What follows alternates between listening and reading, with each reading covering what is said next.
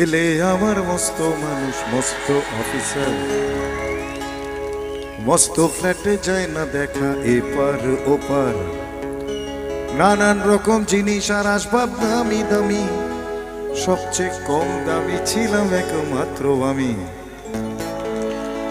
ছেলের আমার প্রতি অগাধ সম্ভ্রম, আমার ঠিকানা তাই বৃদ্ধাশ্রম।